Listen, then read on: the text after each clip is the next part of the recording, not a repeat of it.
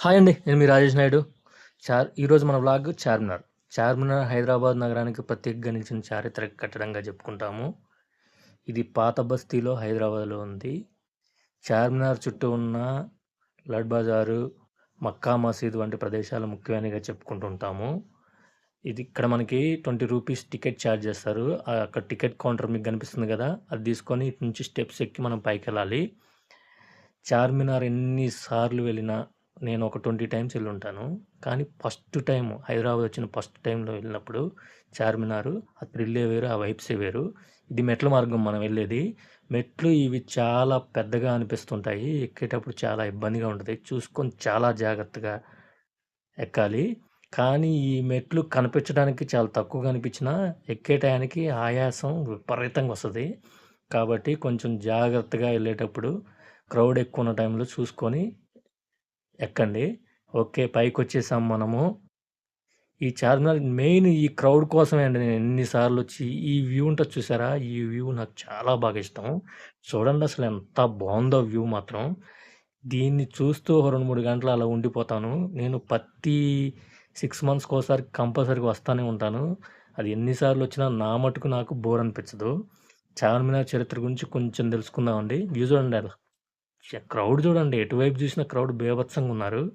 ఈ లడ్ బజార్ వల్ల జనాలు విపరీతంగా వస్తా ఉంటారు. ఈ సాటర్‌డే, సండేస్ అయితే చార్మినార్‌ని విపరీతంగా విజిట్ చేస్తుంటారు. ఈ చార్మినార్ చరిత్ర కొంచెం తెలుసుకుందామండి. 1591లో చారిత్ర నిర్మించినట్లుగా మనకు ఆధారాలున్నాయి. దీన్ని మహమ్మద్ కులీ కుతుబ్ షా నిర్మించారు.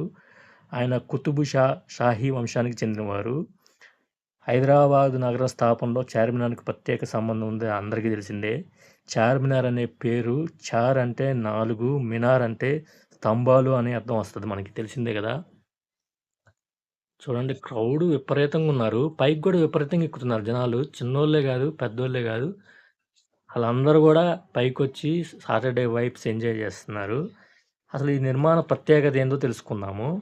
చార్మినార్ ప్రధానంగా 4 భారీ మినారులతో ఉంటదండి. 4 వైపులా పెద్ద కమాన్లుంటాయి.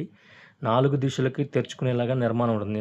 నేను కింద కూర్చొని నేను కింద మీకు చూపిచ్చా గదా! 4 వైపులా 4 దిశలకు తెరుచుకునేలా నిర్మాణం ఉంటుంది. ఇండో ఇస్లామిక్ నిర్మాణ శైలిలో దీన్ని నిర్మించారంట.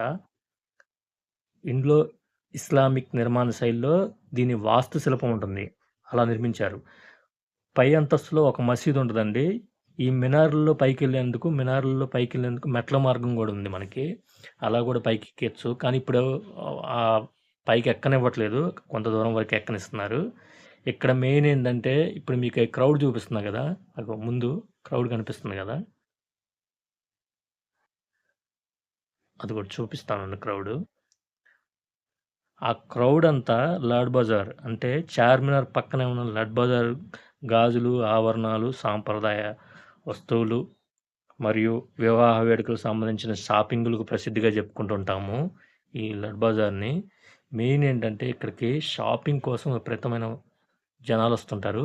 ఈ చార్మినార్ చుట్టుపక్కల ఎంతో మంది చిరు వ్యాపారులు, చిన్న చిన్న వ్యాపారులు వాళ్ళ జీవనం కొనసాగిస్తున్నారంటే అసలు మనకు వెళ్ళినోళ్ళకి మాక్సిమం అందరూ వెళ్ళే ఉంటారు. వెళ్ళిన ప్రతి ఒక్కళ్ళకి ఐడియా ఉంటది చార్మినార్ గురించి.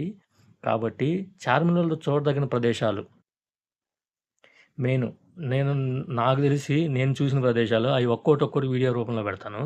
Number 1 Lad Bazaar, number 2 Mecca Masjid, number 3 Chowmahalla palace, number 4 Purani Haveli, number 5 Madina building, number 6 Nayapul. ఈ 6 మెయిన్ చార్మినార్ చుట్టూ సరౌండింగ్స్‌లో చూడదగిన ప్రదేశాలుగా చెప్పుకుంటాము. ఇంకోటేంటంటే ఇది మధ్యాహ్నం టైంలో తీసిన వీడియో. చూడండి క్రౌడ్ విపరీతంగా ఉన్నారు. చెప్పా గదా! ఆ లడ్ బజారు ఉండటం వలన దాని చుట్టుపక్కల జనాలు విపరీతంగా ఆ చిరు వ్యాపారులైతే అక్కడ ఎంతమంది జీవనం కొనసాగిస్తున్నారో అంతమందికి జీవనం కొనసాగిస్తున్నారు. అక్కడ పారడైజ్ కనిపిస్తుంది చూడండి. వీడియో అయిపోయిన తర్వాత అక్కడ బిర్యానీ చాలా బాగుంటది. బిర్యానీ తినేసి వెళ్ళిపోదాం మనం. ఓకే. నెక్స్ట్ ఈ పగటిపూట చార్మినార్ ఇది తీసింది మనం పగటిపూట. ఈ పగటిపూట చార్మినార్ ఎంత అందంగా ఉంటుందో రాత్రి వేళ లైట్ల వెలుగులో కూడా మరింత అద్భుతంగా కనిపిస్తది. ఈ 1591లో హైదరాబాద్‌లో వచ్చిన ప్లేగు వ్యాధి కారణంగా చార్మినార్ నిర్మించారని కూడా పురాణాల్లో చెప్తా ఉంటారు. చూడండి అసలెంత బావుందో. మక్కా మసీద్. ఇప్పుడు మీకు చూపించేదేంటంటే మక్కా మసీద్ అండి. ఇది 17వ శతాబ్దంలో ప్రారంభమైంది. మొఘల్ పాలనలో నిర్మాణం పూర్తయిందంట. మహమ్మద్ కులీ కుతుబ్ షా కాలంలో నిర్మాణం స్టార్ట్ అయిందంట అని పురాణాల్లో మనం చెప్పుకుంటూ ఉంటాము. మసీదు నిర్మాణంలో ఉపయోగించిన ఇటుకల్లో కొంత భాగాన్ని మక్కా నుంచి తీసుకొని సేకరించారని చెప్పి చెప్తా ఉంటారు. వేలాది మంది ఒకేసారి ప్రార్థనలు చేసుకునే సామర్థ్యం ఉన్నట్లు చెప్పుకుంటుంటారు. ఈ మక్కా మసీదు గురించి కూడా చార్మినార్‌కి సమీపంలో ఉంటుంది. 17వ శతాబ్దం నుంచి ప్రారంభమైనట్టుగా మనం చెప్పుకుంటూ ఉంటాము. వెళ్ళినప్పుడు కంపల్సరీగా మక్కా మసీదుని కూడా విజిట్ చేయండి. ఇంకొక వ్లాగ్‌తో కలుసుకుందాం.